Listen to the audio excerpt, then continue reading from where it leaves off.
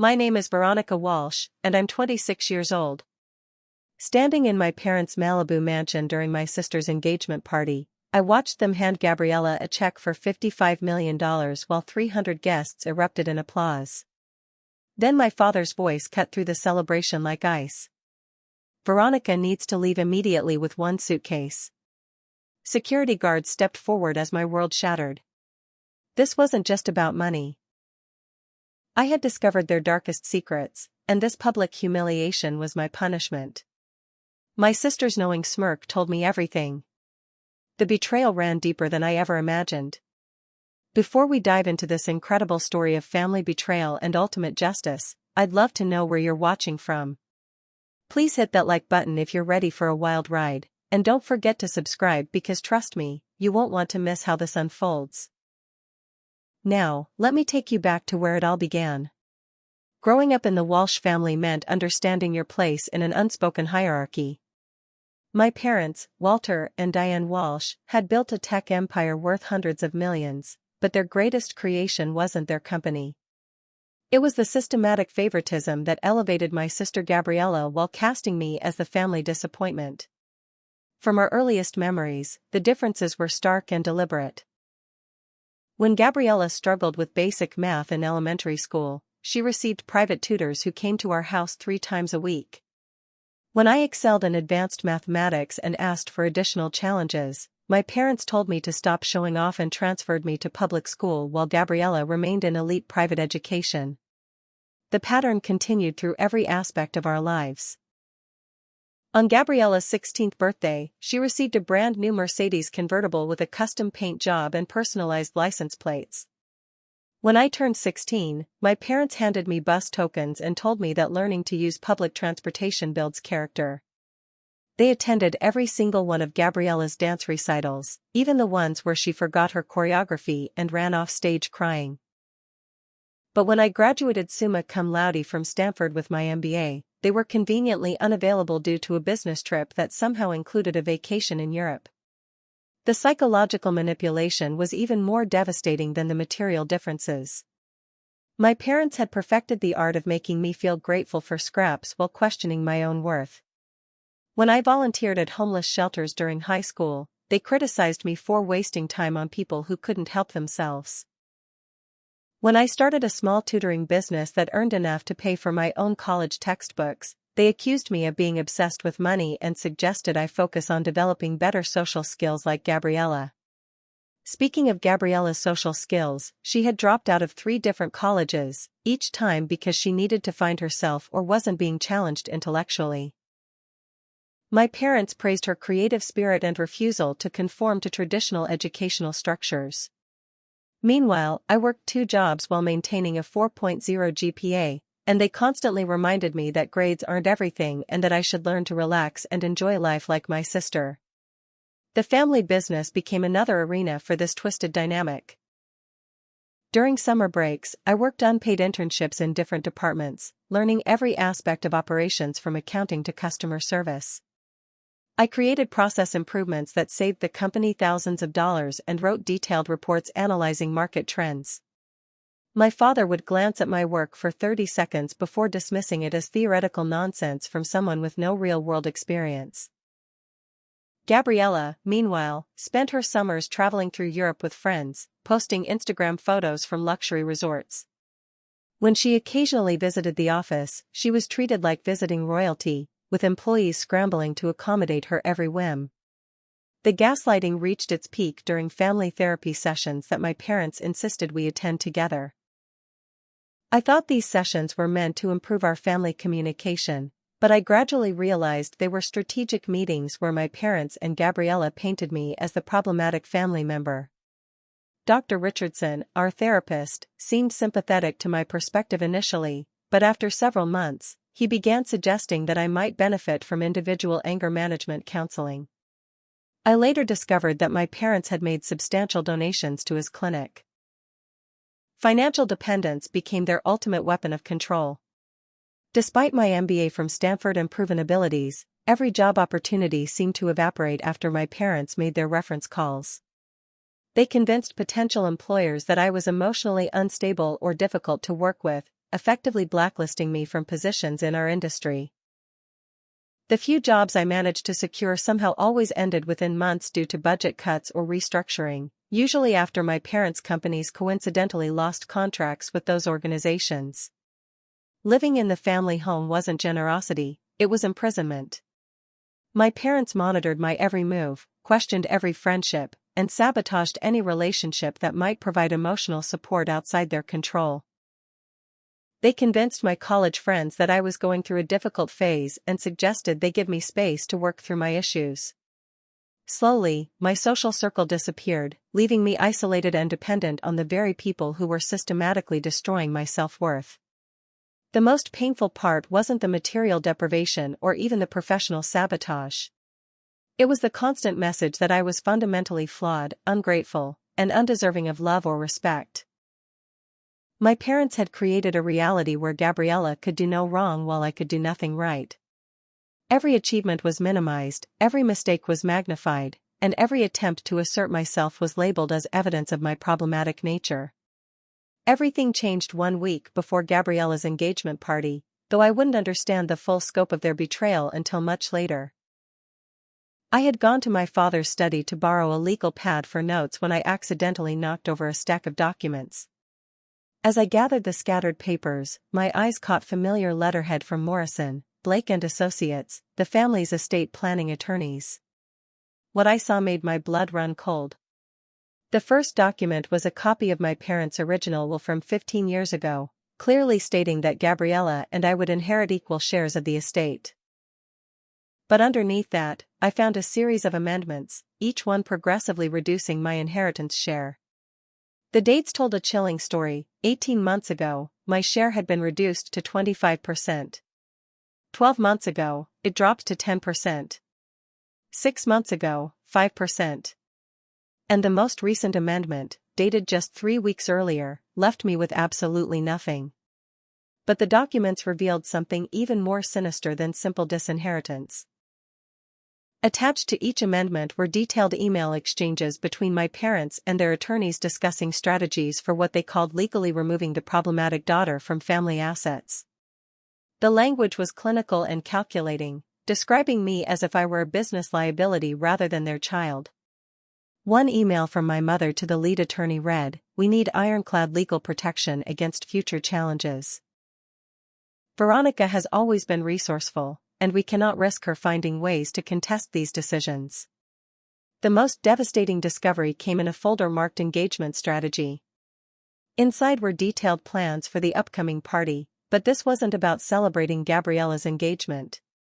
It was about orchestrating my final humiliation and removal from the family. The documents outlined how they would use the party as a public stage to announce my disinheritance, ensuring that hundreds of witnesses would see my disgrace. They had planned every detail, the timing of the announcement, the security personnel who would escort me out, and even talking points for family members to explain my departure to guests. Hidden in another file, I found printed copies of recorded phone conversations that made my stomach turn. The recordings revealed that Gabriella had been actively participating in my disinheritance for over 3 years. In one conversation with my mother, I heard my sister's voice saying, "Veronica has always been jealous of what I have. She's becoming increasingly unstable, and I'm worried she might do something desperate for money." In another, she told my father, "The family therapist agrees that Veronica shows signs of financial irresponsibility and emotional volatility. Maybe it's time to protect our assets from her poor decisions." The recordings exposed how systematically they had been building a case against me. Every family therapy session, every conversation with relatives, every interaction with family friends had been carefully orchestrated to create a narrative of my instability and unworthiness. They had recruited Harrison Mueller, the family's longtime accountant, to help fabricate financial records that made me appear wasteful and irresponsible. Purchase records had been altered to make my modest expenses look extravagant, and payments I had never made appeared on statements to support their claims about my spending habits. One particularly painful recording captured Gabriella telling Trevor, her fiancé, "Veronica has always resented our success. She's the type who would probably try to contest the will out of spite, even though she's contributed nothing to building this wealth. It's better for everyone if she's removed cleanly from the equation. Trevor's response chilled me to the bone. Your parents are smart to protect what they've built. Family money can bring out the worst in people. The legal documents revealed that this wasn't just about inheritance, it was about completely erasing me from the family legacy. They had established a new family trust that specifically excluded me not just from assets, but from any decision-making authority about family charitable foundations, business succession, or even burial arrangements. I was being legally declared a non-person in the eyes of the Walsh family structure. As I photographed these documents with trembling hands, I realized that years of family therapy sessions hadn't been about healing or communication at all. They had been strategy meetings where my parents gathered evidence and built consensus about removing me from inheritance. Dr. Richardson hadn't been helping us, he had been helping them document my supposed psychological problems for legal purposes. The financial implications were staggering, but the emotional devastation was complete. These people hadn't just stolen my inheritance. They had stolen years of my life by making me believe I was mentally unwell, financially irresponsible, and fundamentally flawed. Every self-doubt I had experienced, every moment of questioning my own perceptions and memories, had been the result of their deliberate psychological manipulation. But perhaps the most crushing realization was that Gabriella, the sister I had protected and defended throughout our childhood despite her treatment of me, had been the primary architect of my destruction. She hadn't been a passive beneficiary of our parents' favoritism, she had been an active collaborator in my systematic dehumanization. The morning of Gabriella's engagement party, I woke up with the heavy knowledge of what was coming, but I was determined to document everything. Armed with the evidence I had discovered, I understood that this elaborate celebration was actually my public execution, carefully choreographed for maximum humiliation. Every detail I had read in those planning documents was falling into place with terrifying precision. The first sign came during breakfast when my parents' behavior shifted into something I had never experienced before. My mother, usually content with passive-aggressive comments, became openly hostile. When I appeared in the kitchen wearing a simple navy blue dress, she looked me up and down with undisguised contempt and said, "I suppose that's the best you can manage. Try not to embarrass us more than usual today." My father didn't even acknowledge my presence, reading his newspaper as if I were invisible. As vendors and party planners bustled around our estate preparing for the evening's festivities, I noticed security personnel conducting what they called routine checks of the grounds. But these weren't typical event security guards. These were serious men in expensive suits with earpieces, the kind you see protecting celebrities or politicians. When I asked my mother about the unusual security presence, she smiled coldly and said, "We're protecting our investments, dear." Sometimes family events can become unpredictable. Gabriella spent the afternoon in full princess mode, with a team of stylists transforming her into the perfect bride-to-be. Her dress cost more than most people's annual salaries, a custom creation that sparkled with genuine diamonds sewn into the fabric. As I watched her preparation through her bedroom doorway, she caught my eye in the mirror and said, "You should probably stay in the background tonight, Veronica. This is about celebrating success and achievement, things you wouldn't really understand." By mid-afternoon, guests began arriving for the cocktail hour that preceded the formal dinner and announcement. These weren't just family friends, they were the most influential people in our social and business circles. Politicians, business leaders, entertainment industry executives, and old money families who had known our parents for decades filled our estate grounds. As I moved through the crowd, I noticed strange reactions to my presence. Our cousin Stephanie, who had always been cordial, suddenly found reasons to end conversations when I approached. Family friends who had known me since childhood looked at me with what I could only describe as pity mixed with discomfort.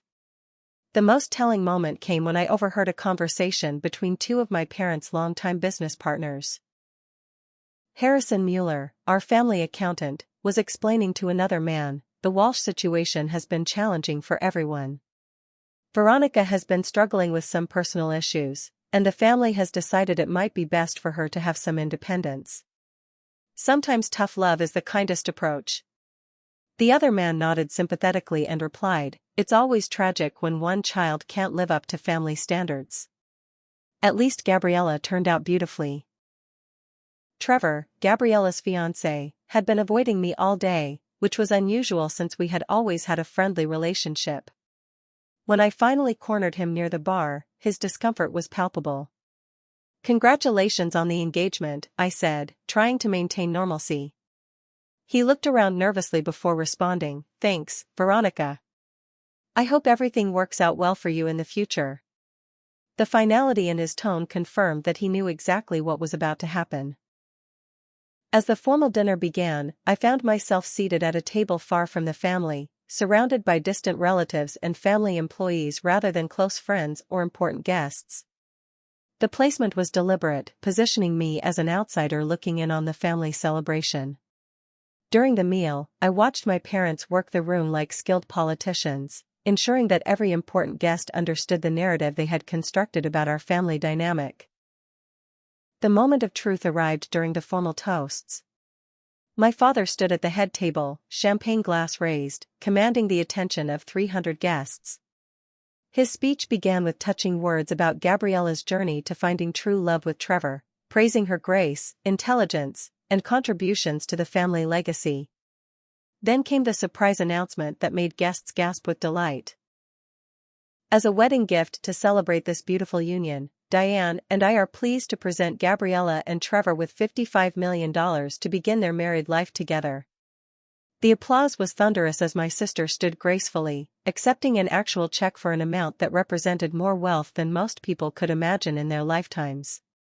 But my father wasn't finished speaking. As the applause died down, his tone shifted, becoming colder and more formal. "However, this joyous occasion also requires us to address some family matters that have been weighing on our hearts." My stomach dropped as I realized this was it. The moment I had read about in those planning documents was unfolding exactly as scripted. "Our daughter Veronica has chosen a path that distances her from the values and principles that built this family's success," my father continued, his voice carrying clearly across the silent crowd. "After much consideration and family discussion, we have decided that it would be best for everyone if Veronica begins her own independent journey, starting tonight."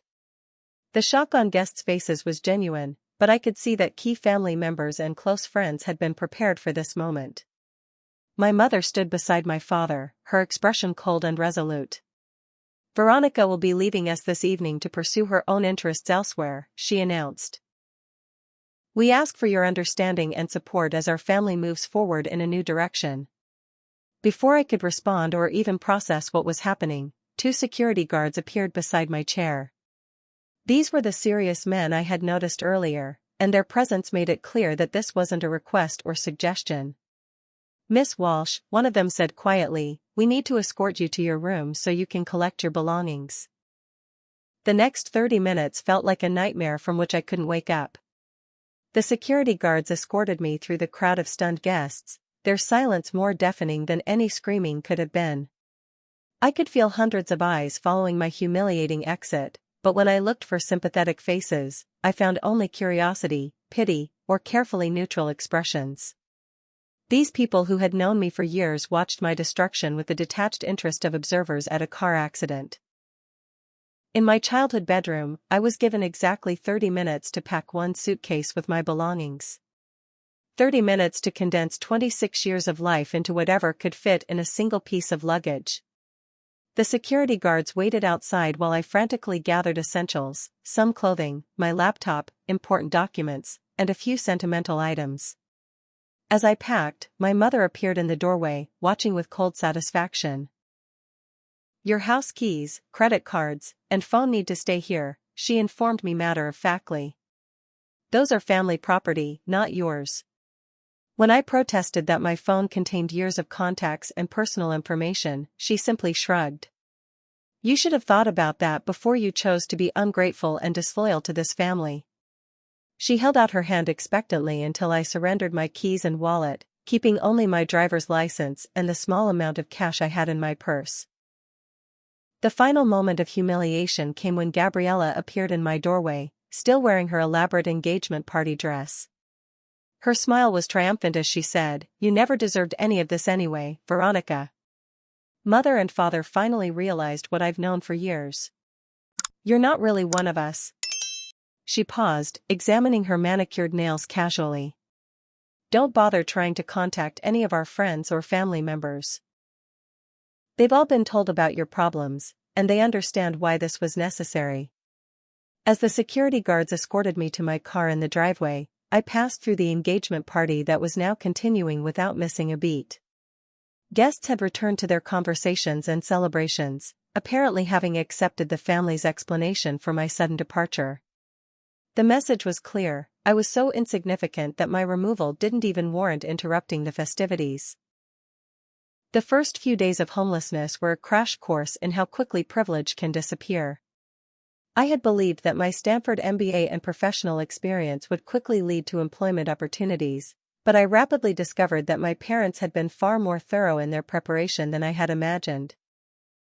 My former employer, a consulting firm where I had worked part-time during graduate school, informed me that they had received a call from my father expressing concerns about my mental stability and reliability issues. They suggested I take some time to address personal matters before seeking employment elsewhere. When I attempted to apply for positions at other firms, I discovered that my parents' influence extended far beyond their direct business relationships. The tech industry in California operates like a small town where everyone knows everyone, and the Walsh name carried significant weight. Potential employers who initially showed interest in my resume suddenly became unavailable for interviews after what I can only assume were phone calls from my parents. My bank accounts, which had contained my modest savings, were frozen within 48 hours under claims of suspicious activity that required investigation. When I called to inquire about accessing my own money, I was told that family members had expressed concerns about potential identity theft and that all transactions needed to be verified through a complex process that could take weeks to resolve. I realized this was another carefully orchestrated move to ensure my complete financial helplessness. The social isolation was perhaps even more devastating than the financial problems. When I tried to contact college friends and former colleagues, I discovered that my parents had been systematically reaching out to everyone in my network. They had crafted a narrative about my supposed psychological breakdown, drug addiction, and increasingly erratic behavior. Most people simply stopped responding to my calls and messages. Those who did speak with me expressed concern but suggested that I seek professional help and give my family space to heal from whatever had happened between us. My former roommate from Stanford, Jessica, initially offered to let me stay with her in San Francisco. But after 2 days, she received a threatening letter from my family's legal team claiming that harboring me could make her liable for enabling destructive behavior and potentially implicate her in any future legal action I might take against the family. Jessica, who worked for a tech startup that couldn't afford legal complications, reluctantly asked me to leave.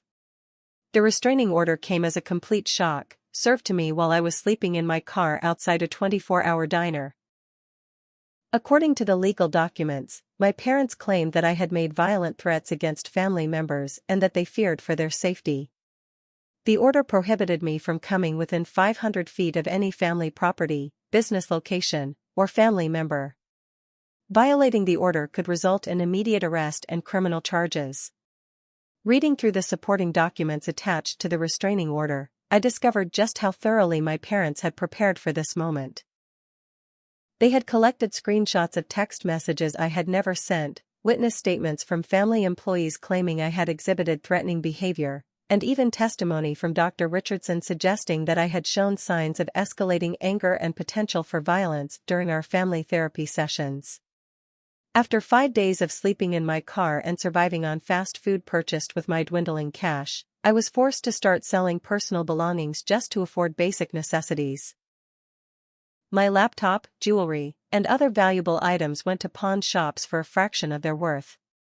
The irony wasn't lost on me that I was literally living the fabricated narrative my parents had created about my financial irresponsibility and desperation. The most crushing realization was that my parents hadn't just planned my disinheritance, they had orchestrated my complete social and professional destruction. Every potential source of help had been systematically eliminated or compromised. They had spent months, perhaps years, building an alternative reality where I was the damaged, unstable daughter whose removal from the family was not just justified but necessary for everyone's protection.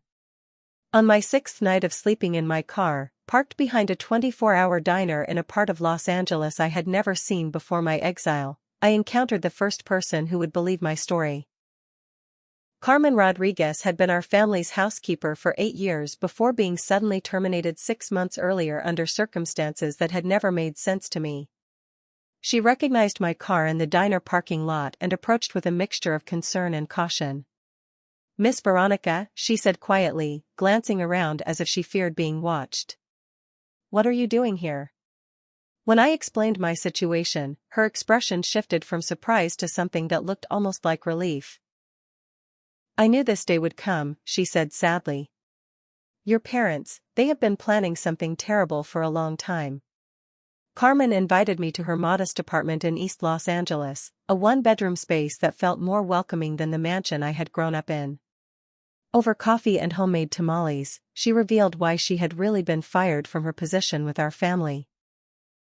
"I was cleaning your father's office 6 months ago when I heard him on the phone talking about the Veronica problem," she explained.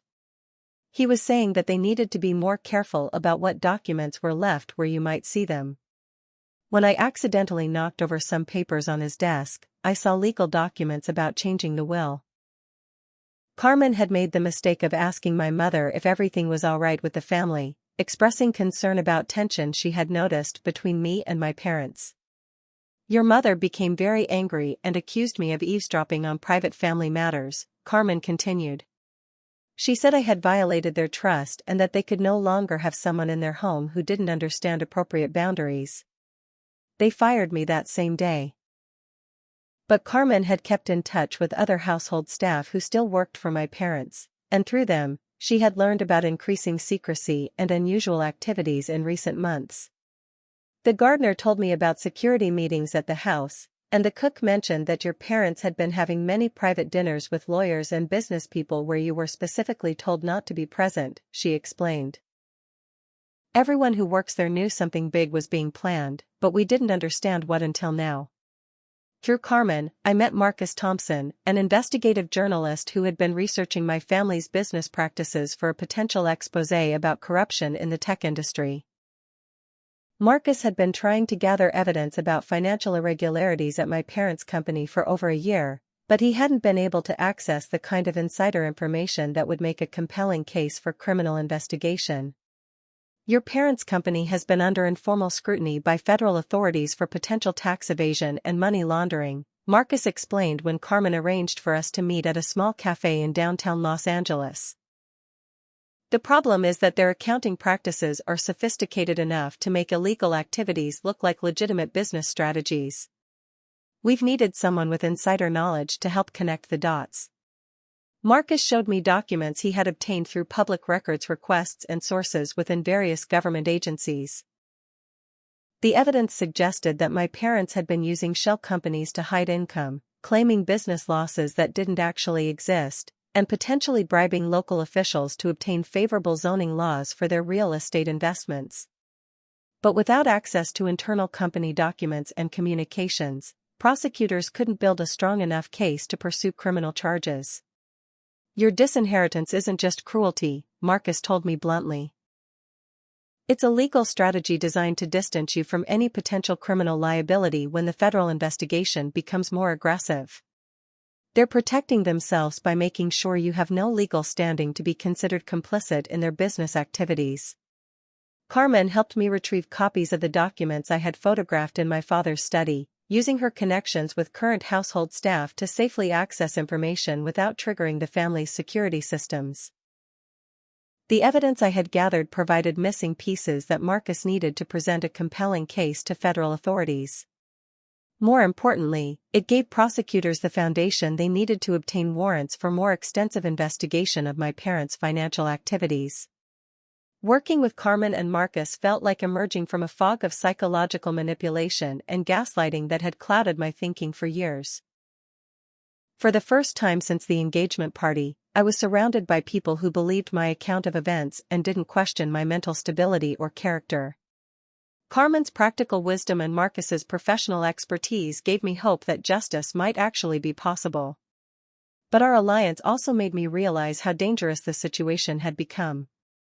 My parents weren't just wealthy and influential, they were potentially criminal and desperate to protect their empire at any cost. They had already demonstrated their willingness to destroy me psychologically and financially. I had no illusions about what they might do if they discovered that I was working with people who could expose their criminal activities to federal authorities. Carmen shared her own fears about retaliation, admitting that she had been receiving strange phone calls and had noticed unfamiliar cars parked near her apartment building since she started helping me.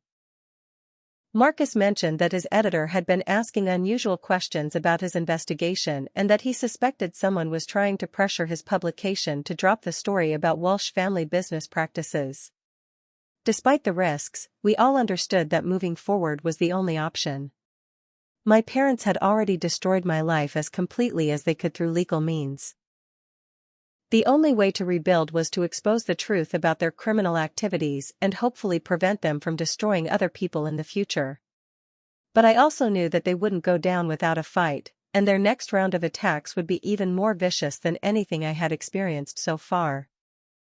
Armed with the evidence I had gathered and supported by Carmen's insider knowledge and Marcus's investigative expertise, we began building a comprehensive case against my parents' criminal enterprises. The documentation revealed a pattern of financial crimes spanning more than a decade, involving tax evasion, money laundering, bribery, and fraud that had generated illegal profits in the tens of millions of dollars. Marcus's contacts within federal law enforcement confirmed that the FBI had been building their own investigation into Walsh Enterprises for over 2 years, but they had lacked the specific evidence needed to obtain search warrants and pursue criminal charges. The documents I provided filled crucial gaps in their understanding of how my parents had structured their illegal activities and hidden their criminal profits through complex networks of shell companies and offshore accounts. The evidence showed that my parents had been systematically claiming business expenses for personal luxuries, including their Malibu mansion, private jets, luxury vacations, and even Gabriella's expensive private school tuition. They had created fake consulting companies that existed only on paper, then paid these non-existent businesses millions of dollars in fees that actually went directly into their personal accounts. When city officials had initially rejected their applications for favorable zoning changes on several real estate projects, my parents had made substantial charitable donations to various causes supported by those officials, followed immediately by approvals for their development plans. But the most sophisticated aspect of their criminal operation involved international money laundering through a series of technology investments in European companies. My parents had been moving money overseas through seemingly legitimate business transactions, then bringing it back to the United States through complex financial instruments that obscured the original source of the funds. This allowed them to avoid paying taxes on tens of millions of dollars in income while creating the appearance of legal business activities. However, as our investigation progressed, my parents struck back with a level of viciousness that shocked even me. They had apparently been monitoring my activities more closely than I realized, and when they discovered that I was working with Carmen and Marcus, they launched a coordinated attack designed to destroy all three of us personally and professionally. Carmen received a visit from immigration officials claiming they had received anonymous tips about illegal employment activities at her apartment complex. Despite her legal residency status and proper documentation, she was forced to spend thousands of dollars on legal fees to defend against fabricated charges.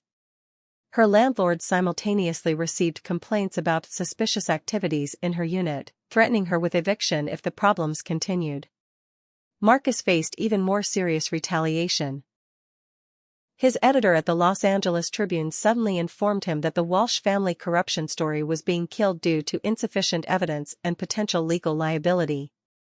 When Marcus protested, he discovered that Walsh Enterprises had coincidentally signed a massive advertising contract with the Tribune's parent company just days earlier.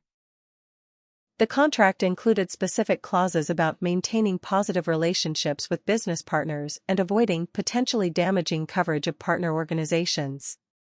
My parents escalated their legal warfare by filing additional lawsuits claiming that I was engaged in criminal harassment and stalking.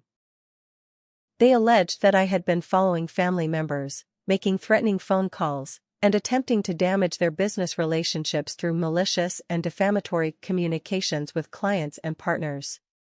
These new legal actions came with requests for emergency restraining orders that would have prohibited me from contacting anyone who had business relationships with Walsh Enterprises.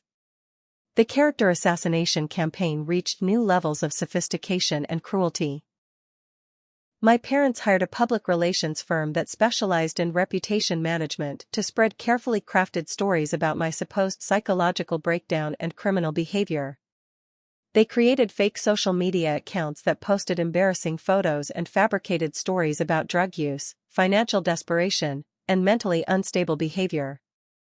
These posts were then shared widely enough to appear in search results whenever anyone looked up my name online. Perhaps most painfully, they recruited family members and longtime family friends to sign sworn affidavits supporting their version of events. Aunt Helen, who had always been kind to me during family gatherings, swore under oath that she had witnessed me making threatening statements about making the family pay for their treatment of me. Cousin David claimed that I had approached him at a restaurant and demanded money while appearing disheveled and possibly under the influence of drugs. Uncle Richard testified that I had called him repeatedly, crying and making irrational accusations about family members stealing my inheritance. The most devastating betrayal came from Dr. Richardson, the family therapist who had been treating us for years. He released detailed notes from our sessions claiming that I had exhibited increasing signs of paranoid thinking, financial obsession, and potential for violence toward family members. His professional opinion, submitted to the court as evidence, stated that I represented a clear and present danger to my family and should be considered for involuntary psychiatric evaluation. Marcus discovered that my parents had hired a private investigative firm with a reputation for using questionable methods to silence whistleblowers and journalists. Strange men began following all three of us, photographing our activities and making their surveillance obvious enough to intimidate us. Carmen's car tires were slashed repeatedly, and she found threatening notes left on her windshield warning her to mind her own business if she wanted to avoid immigration problems. The pressure became so intense that Marcus's editor demanded he turn over all documents related to the Walsh investigation and threatened him with termination if he continued pursuing the story. Carmen's landlord gave her 30 days' notice to vacate her apartment, claiming that other tenants had complained about disturbances associated with her presence in the building. During our darkest moment, as we sat in Carmen's apartment discussing whether we should abandon our efforts, I felt the full weight of my family's power and ruthlessness. They had turned my entire existence into a nightmare while maintaining their public image as successful philanthropists and community leaders. Everyone who tried to help me faced immediate retaliation that threatened their livelihood, their housing, and their legal status. But something had fundamentally changed inside me during those weeks of persecution. The frightened, self-doubting woman who had been conditioned to accept blame for every family problem no longer existed. My parents had stripped away everything I thought I needed for security and identity, forcing me to discover reserves of strength and determination I never knew I possessed. Their attempts to destroy me had only made me more committed to exposing the truth about their criminal empire. The attacks on our small alliance reached truly dangerous levels as my parents recognized that we posed a genuine threat to their criminal empire. What had begun as legal harassment and financial pressure escalated into something that felt like warfare, with professional operators conducting surveillance and intimidation campaigns that pushed all of us to our breaking points. Carmen faced the most immediate physical danger. Her landlord, who had initially seemed sympathetic to her situation, served her with eviction papers claiming that anonymous complaints about illegal activities in her apartment required immediate removal for the safety of other tenants. When she tried to fight the eviction through legal channels, she discovered that the landlord had retained the same law firm that represented my parents, creating an obvious conflict of interest that somehow escaped scrutiny from housing authorities. The immigration harassment intensified despite Carmen's legal residency status. Federal agents appeared at her workplace, demanding to inspect her documentation and questioning her employer about whether her employment was legitimate and properly documented. Her employer, a small family-owned restaurant that couldn't afford legal complications, reluctantly reduced her hours and suggested she might want to find less complicated employment elsewhere. Marcus faced complete professional destruction. The plagiarism charges that surfaced against his previous articles were sophisticated fabrications that involved altering online sources to make it appear that he had stolen content from obscure academic papers. His editor presented him with evidence that seemed damning until Marcus realized that their original sources had been backdated using technical methods beyond the capabilities of ordinary accusers. When Marcus tried to investigate who was behind the fabricated plagiarism evidence, he discovered that his personal email and phone communications were being monitored. Conversations with sources were being recorded and selectively edited to make him appear unprofessional and unreliable. His reputation in journalism circles was systematically destroyed through whisper campaigns that portrayed him as desperate for attention and willing to fabricate stories for career advancement.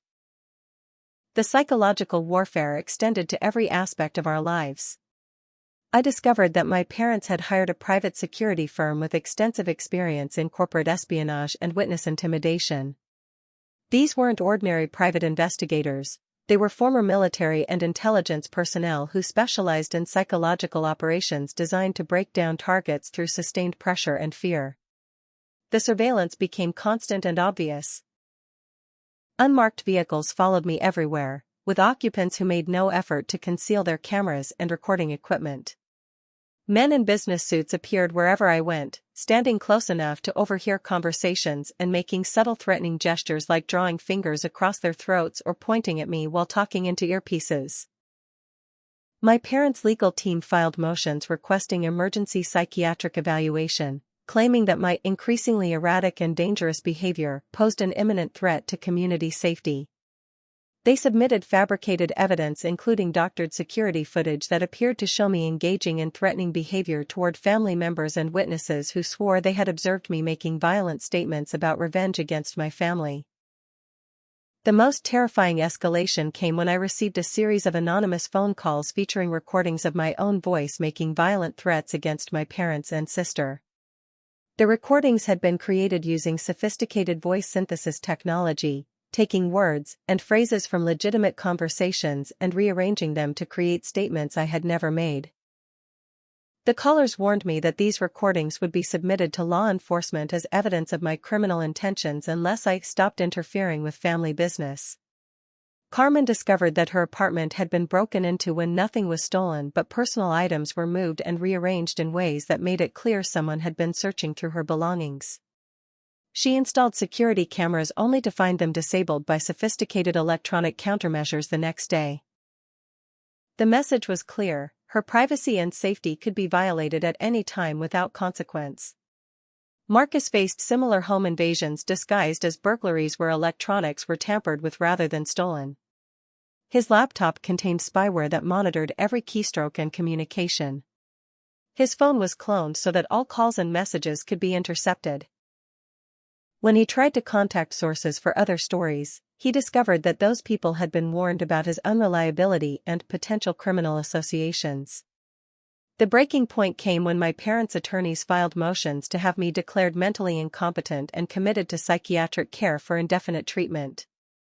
The supporting documentation included testimony from Dr. Richardson claiming that my paranoid delusions about family persecution had escalated to the point where I posed a danger to myself and others. Family members provided statements describing my increasingly bizarre behavior and expressing fear for their safety. The commitment hearing was scheduled for the following week, and I realized that my parents intended to have me declared legally insane as their final solution to my inconvenient existence. Once committed to a psychiatric facility, I would have no legal standing to challenge their criminal activities, no access to evidence or witnesses, and no ability to communicate with the outside world without medical supervision. During our darkest moment, as we faced the possibility that I might be locked away in a mental institution while my parents destroyed the last evidence of their crimes, Carmen made a suggestion that seemed impossibly dangerous but might be our only hope. "We have to give everything to the federal authorities now," she said quietly. "Even if it's not complete, even if it's not perfect. If they lock you away, there will be no justice for anyone." The irony was crushing. My parents had spent years conditioning me to believe I was mentally unstable and unreliable, and now they were using those same accusations to legally silence me just as I had gathered evidence of their actual criminal behavior. Their gaslighting campaign had been preparation for this moment when they would use the mental health system itself as a weapon against me. But something remarkable had happened during those weeks of maximum pressure. Instead of breaking me, their escalating attacks had burned away every trace of the self-doubt and people-pleasing behavior they had cultivated in me for decades. I no longer cared about their approval, their money, or their social status. I cared only about justice and ensuring that their criminal empire couldn't destroy other people the way it had almost destroyed me. Just as my parents seemed on the verge of complete victory with my involuntary commitment hearing scheduled for Monday morning, our desperate gamble of turning everything over to federal authorities triggered a chain of events that shattered their criminal empire with stunning speed and thoroughness. Marcus had spent the weekend working frantically with his few remaining contacts in law enforcement, providing every piece of evidence we had gathered about Walsh Enterprises' criminal activities. The documentation I had photographed from my father's study, combined with Carmen's insider knowledge of the family's business operations, gave federal prosecutors exactly what they needed to obtain comprehensive search warrants for all Walsh properties and business locations. The FBI raids began at 6 a.m. on Monday morning, the same day I was supposed to appear for psychiatric commitment proceedings. Federal agents simultaneously descended on the Walsh family mansion, all corporate offices, my parents' private jet hangar, and even Gabriella's apartment. The coordination was spectacular, involving over 50 agents and forensic specialists who seized computers, financial records, safes, and everything else that might contain evidence of criminal activity. Marcus's editor, faced with federal agents serving subpoenas for any correspondence related to Walsh Enterprises, suddenly rediscovered his journalistic integrity and approved publication of the corruption exposé. The article appeared online within hours of the raids, providing detailed documentation of the criminal charges and evidence that had triggered federal action. The timing created a media firestorm that made my parents' attempts to control the narrative impossible. The evidence I had provided proved even more valuable than we had hoped. Federal investigators found that my parents' criminal activities extended far beyond tax evasion and money laundering. They had been systematically defrauding investors through false financial statements, bribing government officials across multiple states, and using their technology company as a front for illegal arms deals with countries under federal sanctions. The financial crimes alone carried potential sentences of decades in federal prison, but the arms dealing charges elevated my parents' case to the level of national security threats. The Department of Justice assigned a specialized task force that had previously handled cases involving international terrorism and weapons trafficking. Media coverage exploded as details of the raids became public. The contrast between the Walsh family's public image as philanthropic community leaders and the reality of their criminal empire created the kind of scandal that dominated news cycles for weeks. Every major network featured stories about the tech dynasty built on crime and the daughter who exposed her own family's corruption.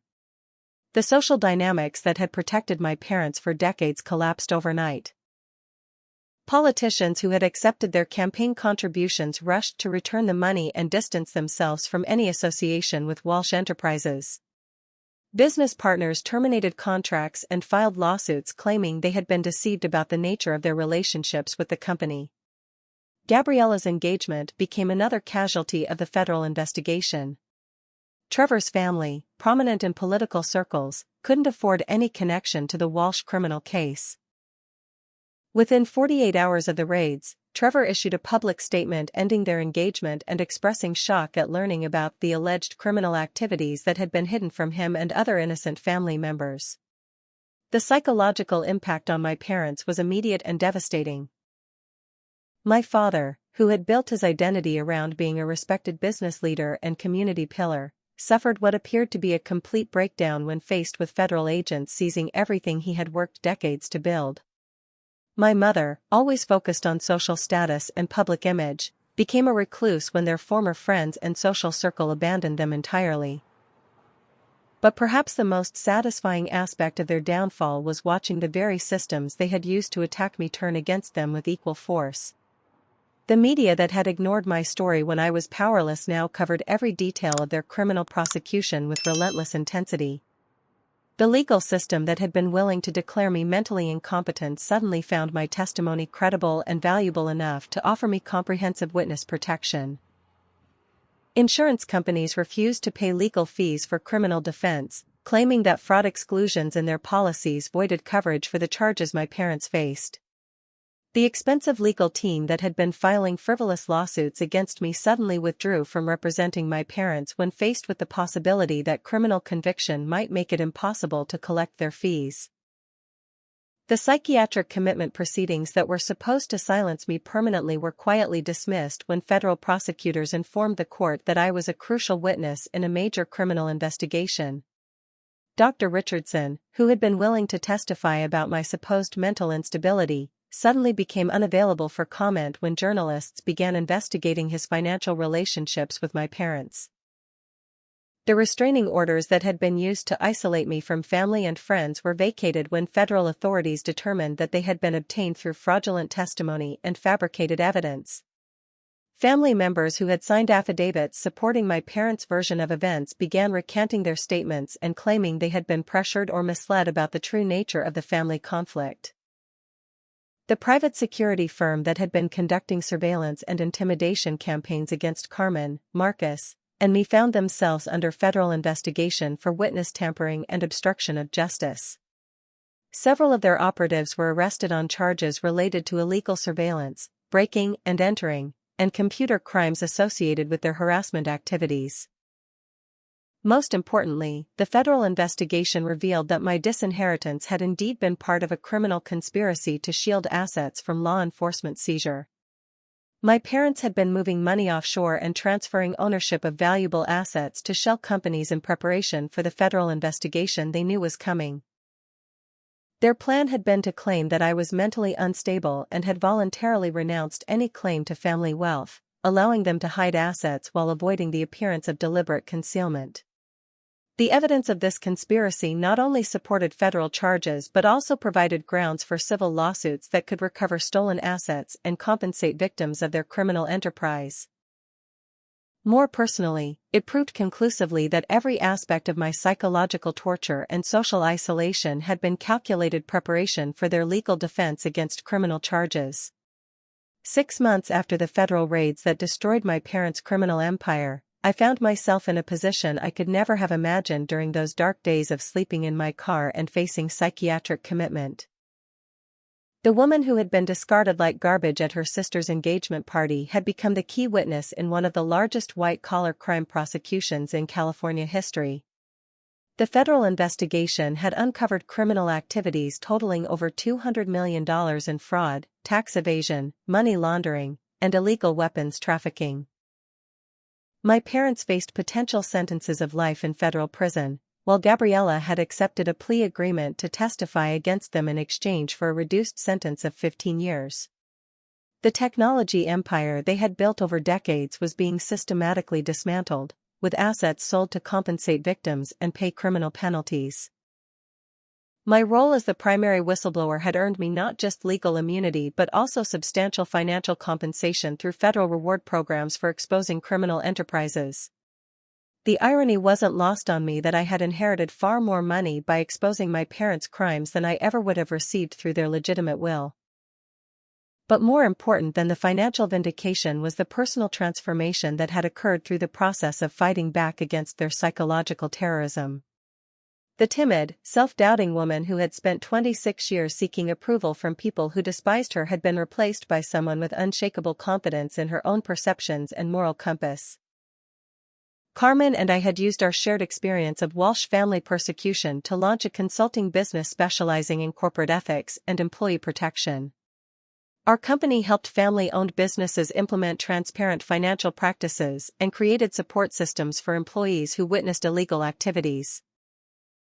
Carmen's practical wisdom about workplace dynamics, combined with my business education and insider knowledge of corporate crime, made us uniquely qualified to prevent the kind of systemic abuse we had both experienced. Marcus had not only survived my parents' attempts to destroy his career but had won a Pulitzer Prize for his exposé of corruption in the technology industry. His book about the Walsh case became a bestseller that educated readers about how wealthy families use psychological manipulation and legal intimidation to silence whistleblowers. During his acceptance speech, he dedicated the award to courageous sources who risk everything for truth, especially those who find the strength to expose corruption within their own families. The healing process hadn't been simple or quick. Months of therapy had been necessary to process decades of emotional abuse, gaslighting, and psychological manipulation.